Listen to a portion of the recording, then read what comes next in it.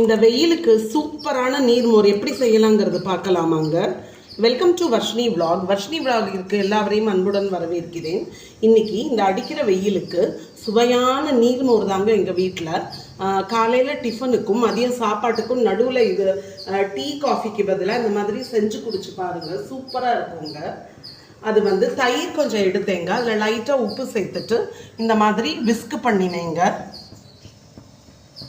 இந்த மாதிரி ஒரு விஸ்க் வச்சுட்டு நல்லா இந்த மாதிரி கடைஞ்சி கொடுத்துட்டு நிறைய தண்ணி விட்டுக்கோங்க, கடைஞ்சிக்கோங்க. இன்னும் வேணாலும் தண்ணி சேர்க்கலாம். எங்கள் வீட்டுக்கு இந்த அளவு தண்ணி போதும். அதாவது நான் எடுத்திருந்த அளவுலேருந்து ஒரு 3 மடங்கு அளவு தண்ணி சேர்த்துருந்தேங்க. 1:3 ப்ரப்போர்ஷன்.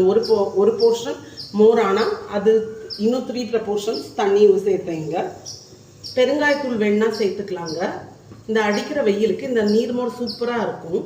இதுக்கு தாளிச்சும் கொட்டிக்கலாம். தாளிச்சுக்கு லைட்டாக எண்ணெய் விட்டுட்டு அதில் கடுகு, உளுத்தம்பருப்பு, அதுக்கப்புறம் கருவேப்பிலை, கொத்தமல்லி கடைசியில் தூவிக்கலாங்க அலங்காரத்துக்கு.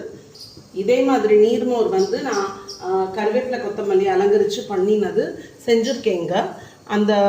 அந்த செஞ்ச அந்த ரெசிபியோட லிங்க் நான் டிஸ்கிரிப்ஷன் பாக்ஸில் கொடுக்குறேன். உங்களுக்கு டீட்டெயில்டு ரெசிபிக்கு அது செக் பண்ணி பார்த்துக்கோங்க. இன்றைக்கி யூடியூப் ஷார்ட்ஸுக்கு வேண்டி நான் செஞ்சதுனால ஜஸ்ட்டு காமிச்சேங்க. ஆல்ரெடி இதோட வீடியோ அப்லோட் பண்ணியிருக்கேன், லிங்க் இருக்குங்க டிஸ்கிரிப்ஷன் பாக்ஸில், பார்த்துக்கோங்க. தேங்க்ஸ் ஃபார் வாட்சிங். நெக்ஸ்ட் ஒரு இன்ட்ரெஸ்டிங்கான குக்கிங் ரெசிபி வீடியோவில் பார்க்கலாங்க.